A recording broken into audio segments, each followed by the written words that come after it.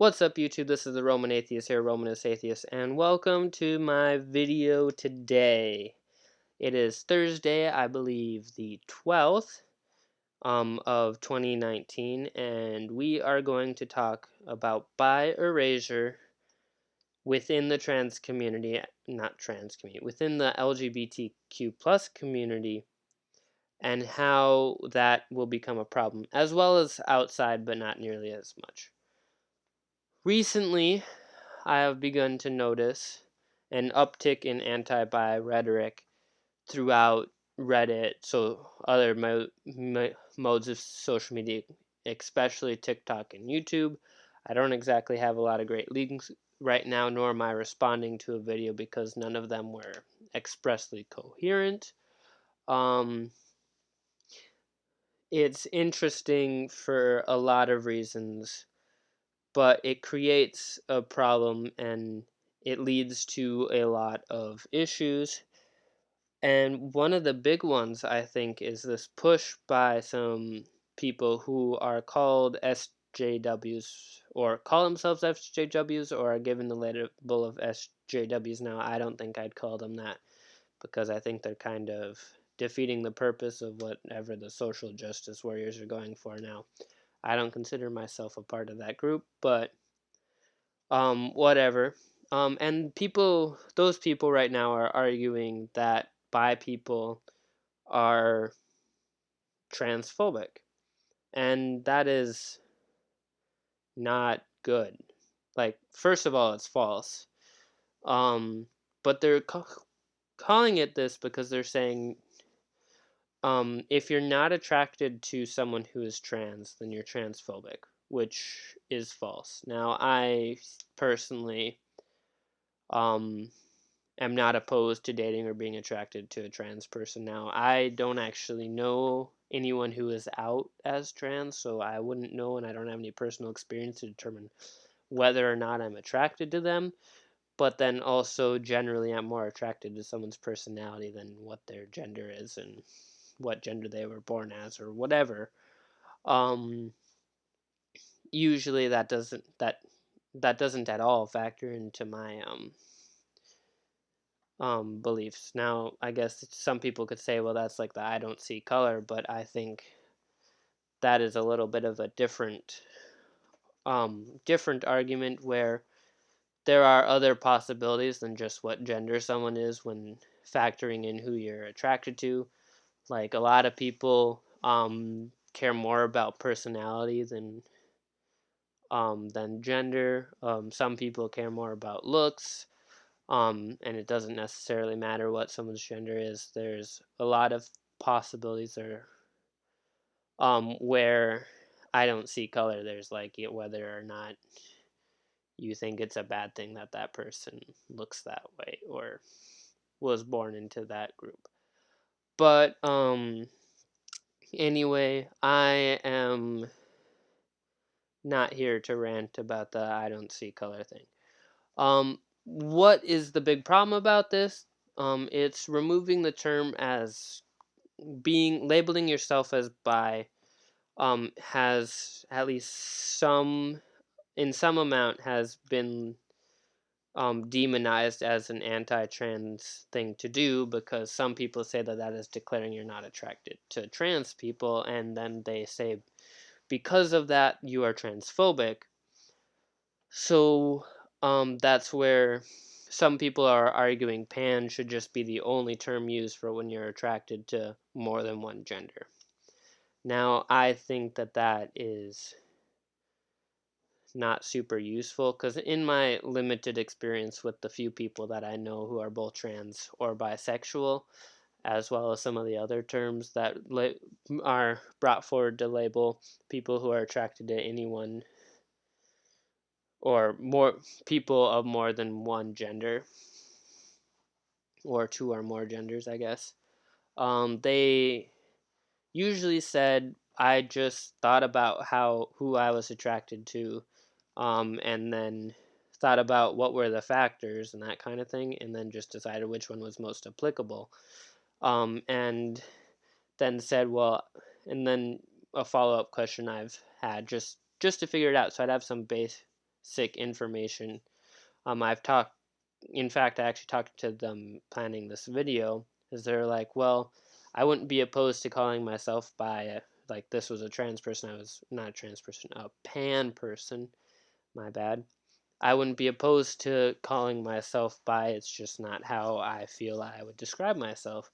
And then that was almost verbatim the response to what the couple bi people I've been talking about it with, who I know more bi people than I know pan people, and that is actually a very good response of how I would phrase it. And the problem with saying that that is not how it is it creates it's like these people's lived experiences erased. And this anti-bi and slash bi erasure that's going on is also happening outside of um, the LGBTQ plus community, but that is bad that it's happening outside. But when it's within the LGBTQ plus community, there it becomes more problematic because it creates a problem with collective bargaining, which is really the power of the LGBTQ plus community. Is the community has all of these people, at least all attempting to work towards the same goals, because we all have similar lived experiences, although different and for different reasons. They all relate to being discriminated against for who we are, um, and generally it relates to gender and romantic and sexual minorities, as Mr. Atheist likes to say, GRSM. And the problem with trying to kick out a group of people that fall under that classification that falls into the LGBTQ plus community is it limits collective bargaining to the point where um, when are you going to stop kicking people out? Are you going to call gay men um, sexist because they won't have sex with women? Now that sounds absurd, right? But you could argue that that is the same thing that someone is saying when they're saying, well, trans people, bi people who are not attracted to trans people are transphobic. Now, I don't have any personal experience in knowing a trans person and whether or not I'm attracted to them because I don't know any trans people. Although I don't know any trans people like in person. Because I live in a relatively conservative area and people who are trans, I'm guessing, aren't exactly super open about it in this area, though it is possible there is someone I know who is trans and I just don't know it.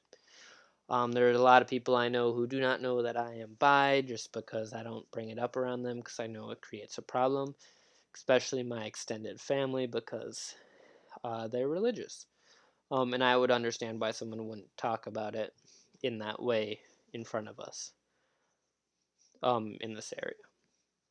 Where it creates an interesting problem in collective bargaining, though, is our group, our people, or the community of the LGBTQ plus community, um, loses some of its power for each group we deem not allowed to be in it. And when you ban a group like bisexuals, and for some people they even ban pansexuals because they don't pick a side or whatever, and that's kind of the reason people give for bi people too. That is the reason. It tends to create, you lose that entire group when it comes to them supporting your goals as well. It splits these groups to the point where it's not useful.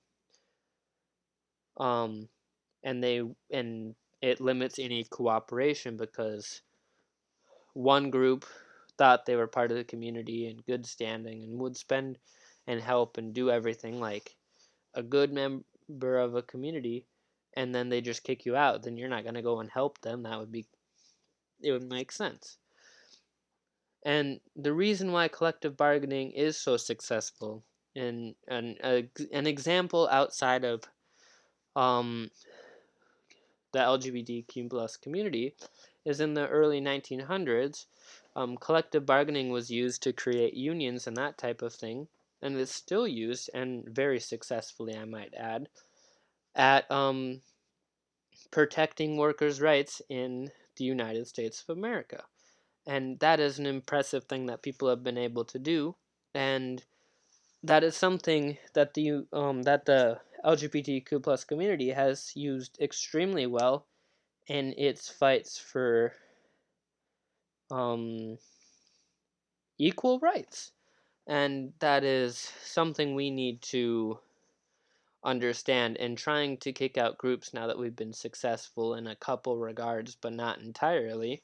Although we have changed culture quite a bit in the past couple years, because I barely remember back to like 2010 or 2009 when when my state held a referendum on if we should allow gay marriage. And when that happened, there was a lot of animosity towards it. And we were successful in passing that law mainly because of the big cities. But there was a lot of animosity towards it, to the point where like even my aunt and uncle would like put bumper stickers and like honk and yell stuff out their windows all over the place, just in like saying no gay marriage is allowed. And like that was a common thing that people would do. But we've moved it so far that those people who were anti gay marriage to this point, the same people, they are still not fans of gay marriage, but they know that they have lost this fight, and that they're not even going to combat it at this point. Where like abortion, this has been a multi-decade, like upwards of 40 years of fighting between evangelicals and different Christians and more secular people who are in support of abortion. That this community has fought to change culture in such a drastic way towards gay marriage, it is impressive. But that would be so much more difficult if we didn't have if we decided to start limiting the power of our organization. Like if the LGBTQ plus community decided to get rid of bisexuals, now we are not in the entire community, nor would I say that, and we are not the most important. There is no most important.